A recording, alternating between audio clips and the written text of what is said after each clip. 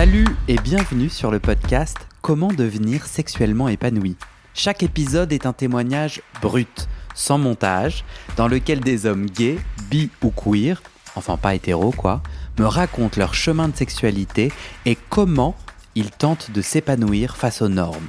Moi, c'est Guillaume, je suis gay et en pleine recherche sur ma propre sexualité. Je fais ce podcast pour apprendre et m'inspirer de ces chemins d'épanouissement et pourquoi pas, par ricochet, vous inspirer vous aussi. Attention, cette parole sans filtre peut choquer, à laisser dans des oreilles majeures et consentantes. Alors si vous aimez ces épisodes, s'il vous plaît, dites-le moi. En mettant 5 étoiles sur votre plateforme d'écoute, un j'aime sur YouTube, en faisant un don ou en rejoignant mes réseaux sociaux. Tous ces liens sont dans le descriptif de cet épisode. Bonne écoute!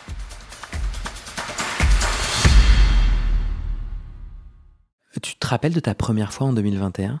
Oui. C'était avec qui ? C'était avec un homme que j'ai...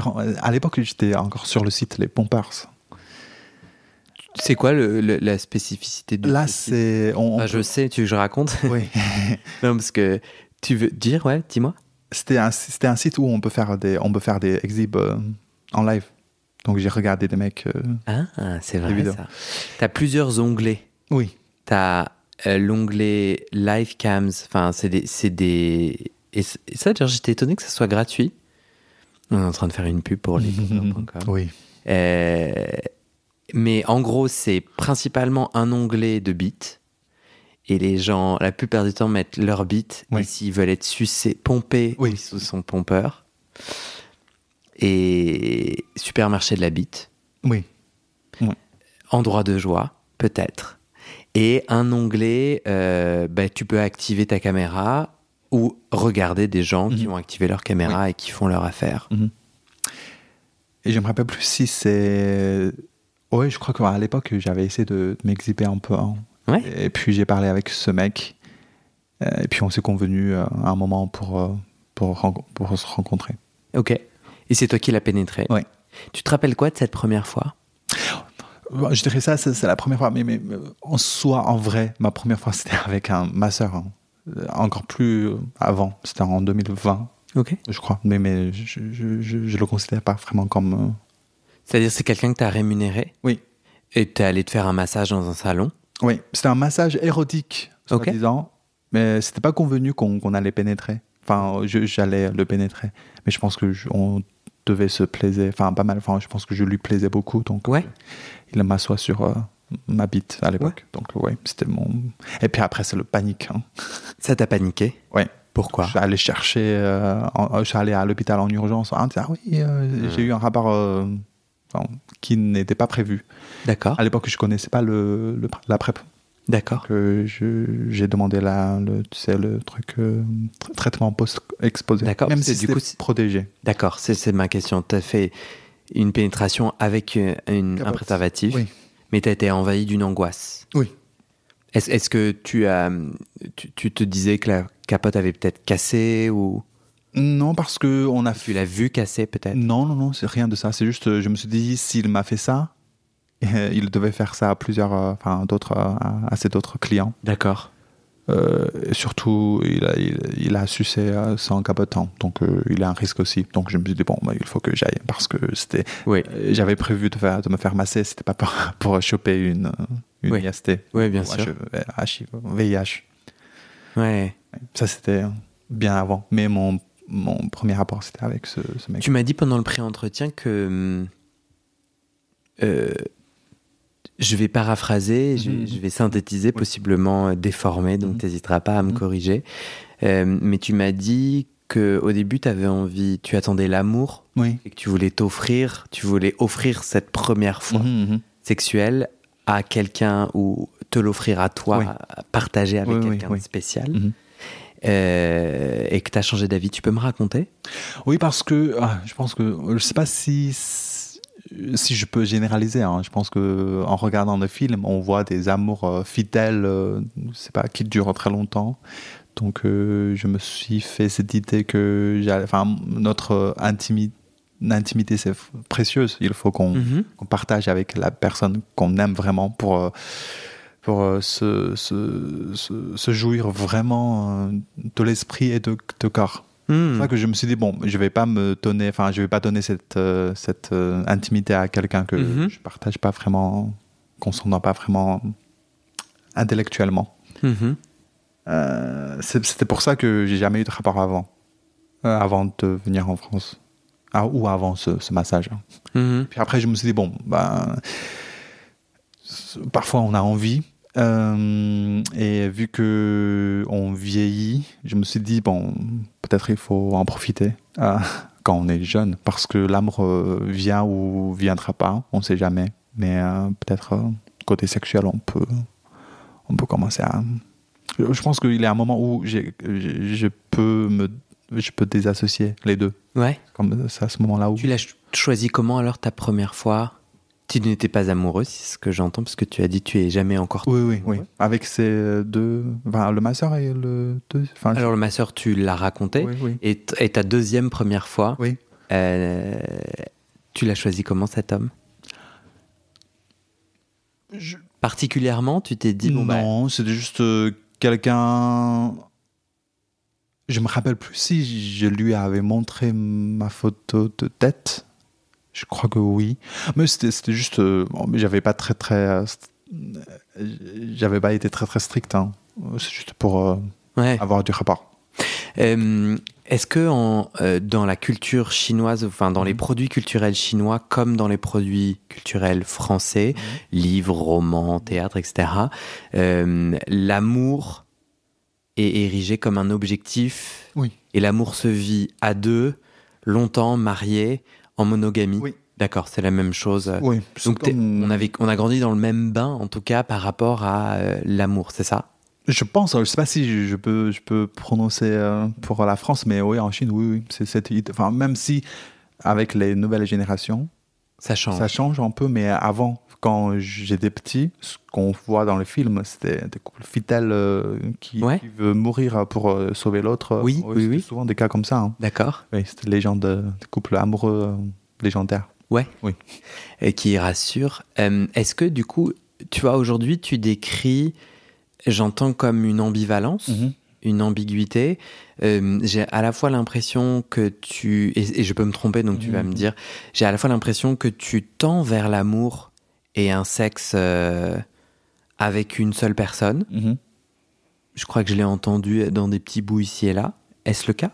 Est-ce que toi, tu as un désir? Ton idéal, oui. C'est ton idéal vers lequel tu continues à tendre, c'est ça? Oui, mais je ne suis pas à la recherche active de ça, parce que je sais que c'est très, très difficile. Enfin, je me suis dit, ça va être très, très difficile. D'accord. Que du cul, ça va être plutôt facile. D'accord, du coup, tu fais du cul parce que c'est plus simple, mais pas vraiment parce que c'est ça que tu veux. Mais bon, est-ce que je suis en manque d'amour? Je t'aurais pas dit oui. Parce que je vis bien ma vie célibataire. Donc, mais si je peux tomber amoureux, pourquoi pas? Je vais pas te dire non. Mais je suis pas à la recherche active de mon homme de ma vie, de l'homme de ma vie, ou de la personne de ma vie. Je sais pas si ça a répondu à ta question. Comment devenir sexuellement épanoui? Du coup, je me dis, j'ai pas envie de projeter sur toi un format d'épanouissement. Du coup, j'essaie d'aller à ta rencontre et de comprendre. Et j'entends à la fois pas une joie claire à l'activité sexuelle, avec hors couple. Genre, tu vois, j'entends pas, ou peut-être tu vas me raconter, mais j'entends pas. Ah oui, c'était bien. Tu vois, genre, moi, tu vois, je suis quelqu'un qui s'ennuie assez vite. Du coup, je rencontre des gens, je crée un lien avec eux, on kiffe ensemble, et puis après, je vais rencontrer quelqu'un d'autre, et j'agrandis comme ça mon jardin intime de sexe, et c'est cool. Et le couple, non, enfin, si ça vient, pourquoi pas, mais non, c'est pas mon enjeu. Tu vois, j'entends à la fois pas un oui franc là et non plus pas un oui franc à l'opposé. T'es d'accord? Oui, c'est ça. Tu as bien résumé. T'es entre les deux. T'es en process. Oui. Mais si je dois choisir l'un d'entre les deux, j'aurais dit celui du cul, des rencontres. Toi, tu as envie, c'est ça. Oui. Ton idéal, donc tu as dit tout à l'heure, mon idéal, c'est l'amour et le couple. Oui. Là, tu dis plutôt, en fait, mon idéal, ça serait... Ah, ouais. Idéal, quand on dit idéal, c'est... Il a un sens de lointain et un peu... vers quoi tu tends et qui te rendrait heureux. Oui. Je pense que dans mon idéal, oui. J'aurais aimé avoir cette personne de ma vie. Ok. Mais Et qu'est-ce qui t'empêche d'essayer? Parce que je trouve que tomber amoureux, c'est difficile. Il y a plein de choses difficiles. Apprendre le français, ou pour moi, apprendre le chinois, c'est difficile. Oui. C'est même très difficile. J'ai l'impression pour moi d'apprendre le chinois, que j'ai essayé d'apprendre. Oui. Et j'ai fait un cours. Je vais être un peu bête. Bah, il faut que j'aille en cours et il faut que j'essaye. Tu vois, je fais de la céramique. C'est très compliqué de faire de la céramique. Non, je montrais là-bas, c'est mon atelier, mais ici, c'est mes bols. Et c'est ultra dur pour moi, parce que je n'ai pas un don naturel. Et en gros, je peux te dire que pour réussir à faire un bol, il faut essayer entre 500 et 1000 fois. Ah oui. Et investir l'argent et le temps pour être formé. Mais même moi qui n'ai pas un don naturel, c'est faisable. J'ai l'impression que pour trouver l'amour, c'est un peu la même chose. Il faut aller dans suffisamment de dates et faire le travail sur soi pour s'aligner, pour être ouvert telle une petite fleur et bam, se faire polliniser. Ça, je le sais bien. Il faut qu'on passe à l'action, hein, à l'acte pour trouver l'homme de ma vie. Très simpliste de ma part. Mais pourquoi tu t'y mets pas? Quand je te dis pourquoi tu t'y mets pas, donc tout ça a été très simpliste, hein, et je te dis ça avec un clin d'œil. Et tu me dis je m'y mets pas parce que c'est très difficile. Parce que je prends l'exemple que tu as donné. Je pense que travailler avec un objet ou avec une langue, c'est pas la même chose comme travailler avec une personne. Bien sûr. Et de ce que j'ai vécu avec des amis, pardon, et des ruptures amicales que j'ai eues, je sais pas pourquoi, j'ai développé cette idéologie selon laquelle on peut se faire des amis très facilement quand on est petit.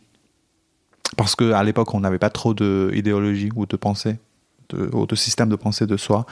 Et le plus qu'on grandit, le plus qu'on a vécu, le plus on se diverge avec l'autre. Surtout avec mon vécu. Je pense que même parmi les Chinois, je pourrais pas... Enfin, je pense que les autres pourraient pas vraiment se identifier sur moi. Et j'ai eu malheureusement des ruptures amicales ici en France je pense qui m'ont un peu comment dire, qui m'ont un peu mis dans cette perspective que les gens sont très très différents de base et de fond. D'avec toi? Oui. Ou les uns avec les autres? Les uns avec les autres, parce qu'on n'a pas les mêmes vécus. On est tous très différents. On est tous très, très différents, oui. Donc le plus qu'on se connaît, plus de différences que tu vas découvrir. Ouais. Et j'ai des amis... Et en quoi la différence empêche l'amour ou l'amitié? C'est pardon. Pour toi, en quoi la différence empêche l'amour ou l'amitié? Parce qu'on se dispute pour des trucs qu'on ne s'attendait pas, à quoi on ne s'attendait pas. C'est pour ça que après quelques ruptures amicales que j'ai eues, je pense que j'ai un peu ce côté péjoratif ou pessimiste envers les relations entre humains. D'accord. Parce qu'on peut être très bons amis ou, je sais pas, des connaissances à un certain niveau, mais le moment où on veut aller plus, on va se dire que, ah oui, en fait, on a autant de différences. Même si ce sont des différences subtiles, mais ce sont des différences fondamentales, parce que sans se connaître autant, tu n'allais jamais aller aussi loin pour découvrir cette différence. Et toi, tu es d'accord avec cette histoire? Tu es d'accord du coup de dire que comme quand on est très différents, on est trop loin les uns des autres et on va s'engueuler, donc c'est voué à l'échec? Oui, je pense qu'au fond... Tu es d'accord avec ça? Oui, parce que j'ai vécu de très bons moments avec des amis. Enfin, j'ai pas d'amoureux, hein. C'est pour ça que je prends l'exemple de... Mais du coup, tu es d'accord avec l'impact de ta croyance, oui, qui fait que du coup, tu vas pas tomber amoureux? Je vais pas aller chercher activement. Parce que j'ai peu d'espoir. Ouais. Je pense Du que coup- j'attends que ça tombe. Hein. Ouais, Ciel. d'accord, ouais. À mon avis, ça va jamais venir. Oui, oui, c'est ce que C'est je un me peu disais dur aussi. ce que je dis, mais Oui, oui, c'est ça. c'est pas possible parce que si toi t'es fermé, l'autre Tu peut vois. pas te polliniser. Tu vois, si ta petite fleur est fermée, t'es une petite fleur fermée qui dit j'attends, mais du coup tu te fais, Oui. tu te fais gicler du pollen dessus, mais comme t'es fermé, ça ne peut Oui, pas. oui, c'est ça. je comprends. J'y connais pas grand chose en fleurs, je suis pas sûr que ça se marche exactement comme ça. Mais bon, tout ça c'est un jugement de ma part que je me suis Oui, permis mais de je pense que faire. t'as En raison, fait, hein. en vrai, j'en sais rien et je suis pas Mais plus en avancé soi, que ça. Mais dans ce processus de sexualité, que vient faire le piercing aux parties génitales? Est-ce que c'est en lien avec le sexe? Déjà, excuse-moi. Est-ce que mettre des piercings dans tes deux tétons Mhm. Oui. et dans ton pénis, Oui. est-ce que tu es à l'aise de me dire où il est dans ton pénis? Au niveau génital, j'en ai deux. J'ai une guiche qui est sous mes testicules. Enfin, Testicules. testicules. Ouais. Pardon. Donc ça, c'est un petit anneau Oui. entre les c'est deux testicules. Une barre courbée pour l'instant. Une barre courbée Ouais, c'est entre pour la les deux zone, testicules. Non, c'est sous. C'est entre la périnée. Entre Oui. mes testicules et mon cul. Et ton anus. Oui. c'est Ok. bon. Et j'ai un autre prince Albert. C'est à l'intérieur de mon urètre. Oui. Oui. Oui. Un anneau. Pourquoi ça s'appelle un prince Albert, tu sais ou pas? Je crois que c'était la première personne qui fait ça, qui s'appelle Prince Albert, hein, je crois. Hein. Je n'ai pas fait autant de D'accord, recherches. ok. Je crois que c'est Moi, je vais en faire du coup. faire la Donc c'est recherche ou un homme connu qui s'appelle Albert ou qui était Prince prince Albert, d'un oui, pays. Je crois que c'est un Prince Albert qui a fait ça. Oui. J'y connais rien. Moi, je Je m'excuse. crois, oui. Je vais aller faire des recherches.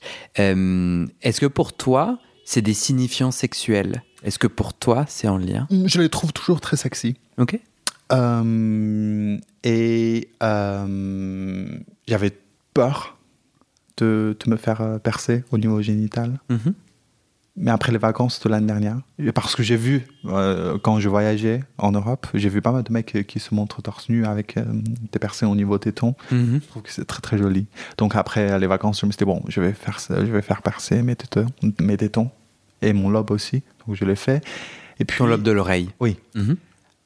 Et ça, c'est un peu un trou noir. Donc dès qu'on commence, on s'arrête pas. Donc je me suis dit, ok, bon, je me suis déjà fait percer le téton et le lobe.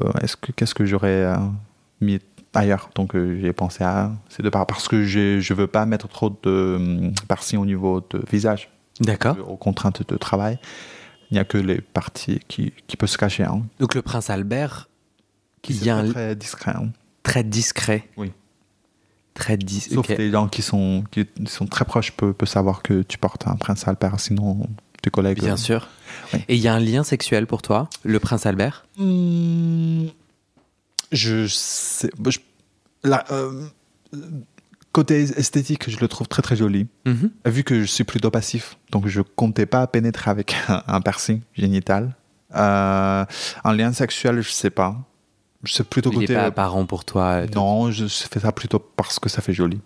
Est-ce qu'il y a un lien entre ton départ, le fait que tu quittes la Chine Oui. et ton orientation sexuelle? Je pense parce que si j'avais initié ce process en Chine, j'aurais pas assumé autant. Je pense que si j'ai senti cette liberté de découverte. Enfin, j'ai entendu des podcasts où les gens parlent librement de leur sexualité, qui m'a aidé à aller chercher ou à assumer. Ce côté, parce qu'il n'y a pas autant de trucs, enfin il n'y a pas autant de personnes qui parlent publiquement, enfin même s'il y en a pas mal déjà, je pense que sur les réseaux sociaux, mais ça reste assez, comment ça se dit, discriminé, je dirais. Je sais pas. En Chine, tu oui. penses? Ouais. Ou stigmatisé. Ouais. C'est pour ça que dans une société où tout le monde cherche la normalité, je pense que j'aurais plus de malaise à sortir dans cette case. Ouais. Ce qui est un peu, c'est juste une petite parenthèse, Je crois qu'au lycée, où j'ai commencé à avoir des doutes sur ma sexualité, Ouais. je rêvais toujours si j'ai une lampe Talatin là. Si je tombe sur une lampe Talatin, il m'a posé des questions pour réaliser 3 de mes rêves. Oui. Changer ma sexualité était définitivement parmi les 3 à l'époque. Ouais. Mais si je me suis reposé la question récemment, si il m'a posé la question encore une fois, j'aurais pas mis changer ma sexualité. Et c'est comme ça que je pense que j'ai changé cette perspective. Hein. Je pense que parfois c'est monotone hein, d'être avec tout le monde, peut-être comme tout le monde. J'aimerais bien être un peu différent, avoir cette ambiguïté de pouvoir aimer à la fois les hommes et les femmes. Oui. C'est pour ça que il y a un moment où j'ai cherché à confirmer ma sexualité pour vérifier si je suis hétéro ou homosexuel. Je suis allé chercher une masseuse en Chine pour montrer que est-ce que j'arrive à avoir des envies sexuelles. Ça n'a pas franc. Je pense que c'est au final j'ai bandé, mais dès le début ça m'a pas vraiment excité.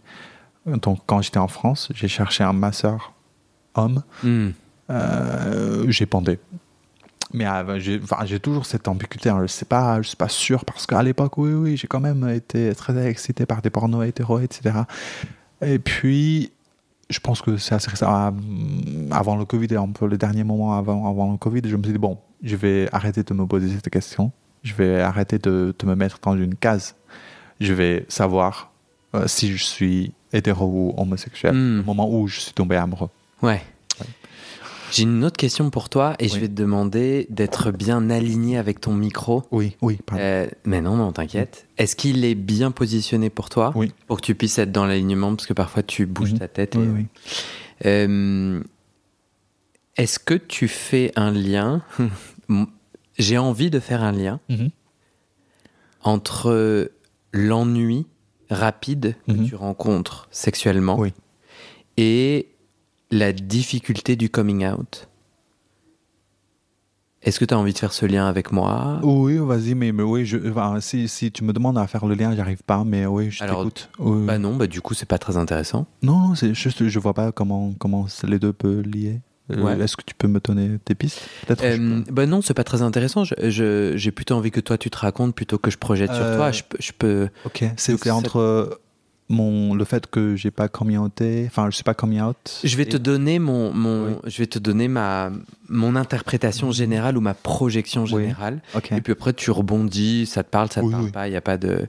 Moi, dans mon chemin d'épanouissement sexuel, je me rends compte que dénouer l'homophobie internalisée, le rejet de moi, aller chercher chacun de ces putains de nœuds et tenter. Tu vois, je sais pas si tu vois une petite ficelle, une fois qu'il y a un nœud très serré, avec mes gros doigts, là, avec mes ongles, c'est galère d'enlever le nœud, tu vois. Donc ça demande vraiment un vrai travail. Et en fait, je me rends compte que sur mon fil de vie, j'ai des petits nœuds comme ça, bien kéblo, là, qui me cassent bien les pieds. Et que ces nœuds-là ont un impact direct sur mon quotidien, sur mon rapport à l'autre, sur ma capacité à faire amitié, à faire amour et à faire sexualité, sur ma capacité à être à l'autre, puisque ces nœuds impactent directement ma capacité à être moi. Or, si je sais pas être moi, je peux pas connecter avec le bon autre. Parce que du coup, les gens sont là, mais t'es qui ? Je comprends pas. Et puis, comme je m'assume pas, je projette et je raconte des trucs qui sont pas exactement moi, donc les autres, peut-être je m'emballe un peu philosophiquement, mais moi j'y crois vraiment. Je ne peux pas être avec l'autre si je suis pas d'abord avec moi. Et donc, ce podcast, mon autre podcast sur la psychanalyse, ma dernière séance de psychanalyse, ou ce podcast et plein d'autres choses que je fais dans ma vie intime, je me rends compte que l'enjeu pour moi, c'est d'aller dénouer les nœuds, tu vois.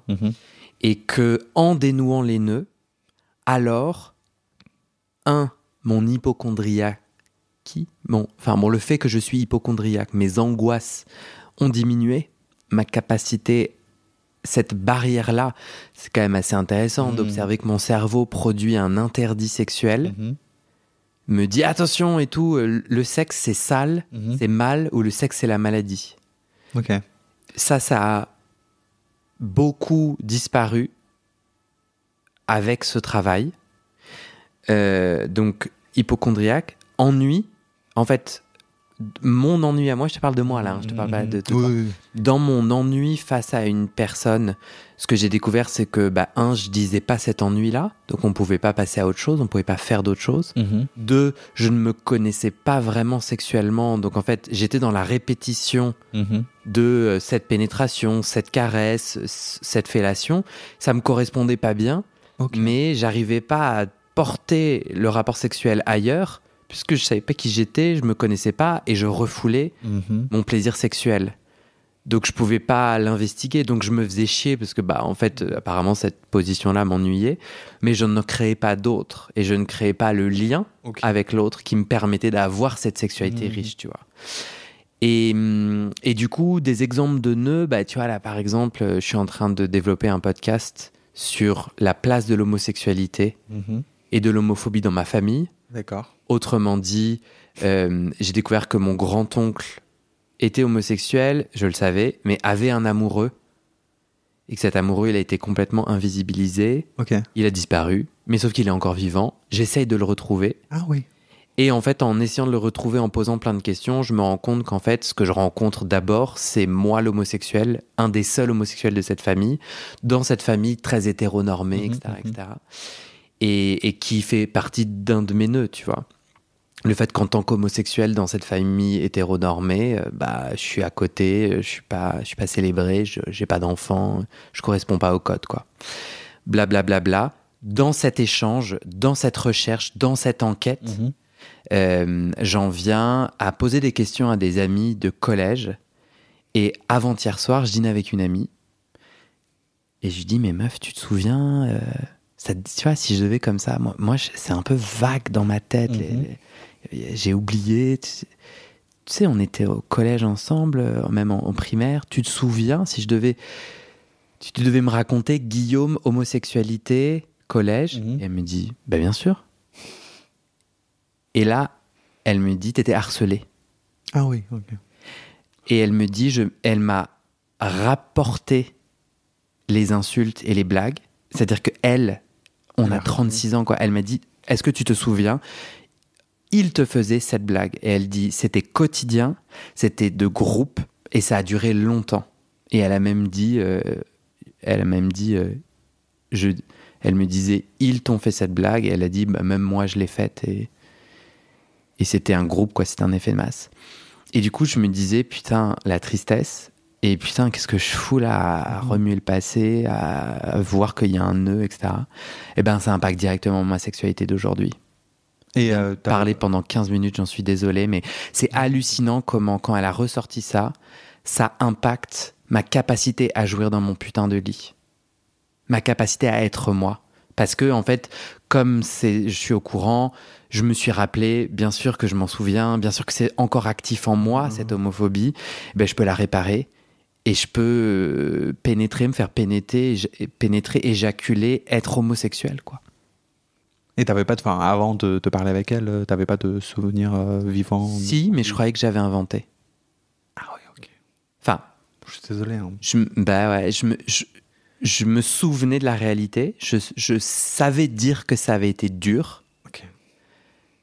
Mais le sérieux avec lequel elle s'est exprimée, alors que c'est pas une amie, c'est une amie proche que j'aime d'amour, mais ça fait longtemps qu'on s'est pas vu, tu vois. Elle a 3 enfants, elle a une carrière, elle a plein de trucs à faire, et puis nos vies se sont un petit peu séparées. Le fait que, alors que l'on s'en parle peu, elle me dit, il y a une évidence, quoi. Elle a même pas besoin de chercher les souvenirs.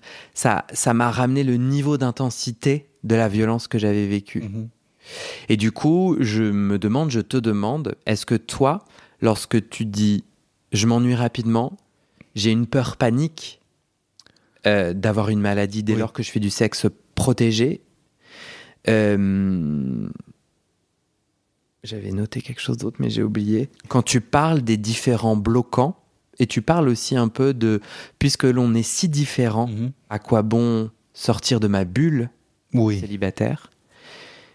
Je te fais vraiment de la psychologie de placard, hein, mais est-ce que toi, tu pourrais faire un lien entre ces blocages à être toi, à être sexuel, à ton être sexuel? Je sais pas si j'arrive à faire le lien, mais je te dis ce que je pense. Pas comme toi, j'ai pas vraiment vécu ce traumatisme quand j'étais quand j'étais au lycée ou au collège. Mm-hmm. Même si je pense que la peur de faire le coming out un peu publiquement, c'est juste pour ne pas se faire, je sais pas, parce qu'à l'époque, quand j'étais en Chine, je me fais croire que je suis hétéro. Et au fond, je pense que les gens doivent supposer que je suis en fait homo. Et c'est pour ne pas me contredire. C'est pour ça que maintenant, je suis un peu embêté de dire « Ah oui, en fait, t'avais raison, peut-être t'avais déjà deviné. En fait, je suis hétéro. Oh non, pardon, homosexuel. » Si j'avais pas cette image à cette époque-là, je pense que je me sentirais plus à l'aise maintenant de faire mon coming out. Mais avec mes amis proches, j'ai pas de mal à l'aise. Je leur dis, oui, en fait, je couche avec des mecs, etc. Alors, comment tu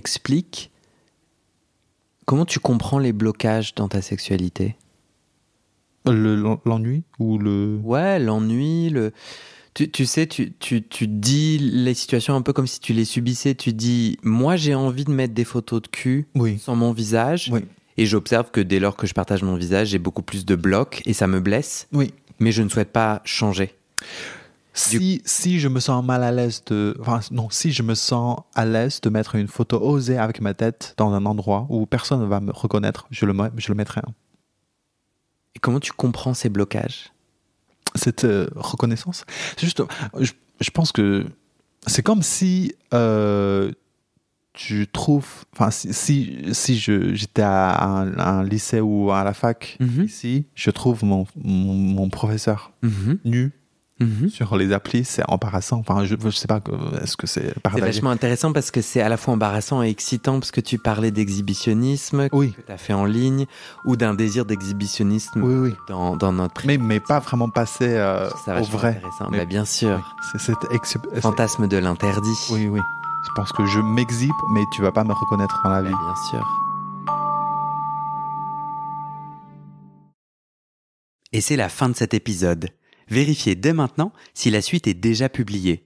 Sinon, vous pouvez vous abonner à ce podcast sur votre plateforme d'écoute pour être alerté dès la sortie des nouveaux épisodes. Et si vous aimez les témoignages intimes comme celui que vous venez d'écouter, j'ai 2 autres podcasts qui pourraient bien vous plaire. Je vous les présente. Histoire de devenir moi. Ça, c'est un podcast dans lequel des gens ordinaires me racontent un tournant déterminant pris dans leur vie. Ils racontent le déclic qui a tout changé et comment ils sont devenus un peu plus eux-mêmes. Ma dernière séance de psychanalyse. Ça, c'est un podcast dans lequel des gens me racontent leur dernière séance sur le divan et comment la psychanalyse les a aidés ou pas. Et d'ailleurs, c'est avec ce podcast que j'ai gagné le prix du meilleur podcast de conversation en 2022. Alors pour écouter ces podcasts, vous pouvez tout simplement taper les titres dans la barre de recherche de votre plateforme d'écoute. Mais je vous mets aussi dans le descriptif de cet épisode les liens pour écouter ces podcasts et les liens de mes réseaux sociaux pour découvrir les coulisses de mon aventure de podcasteur et aussi la page de dons pour soutenir mon travail et mes podcasts. En tout cas, n'hésitez pas à m'envoyer vos retours et vos réactions à guillaumefait-des-podcasts@gmail.com ou sur mes réseaux sociaux. Ça me motive énormément de savoir que ces histoires naviguent et résonnent, ou pas d'ailleurs. Allez, merci pour votre écoute et à très bientôt dans vos oreilles.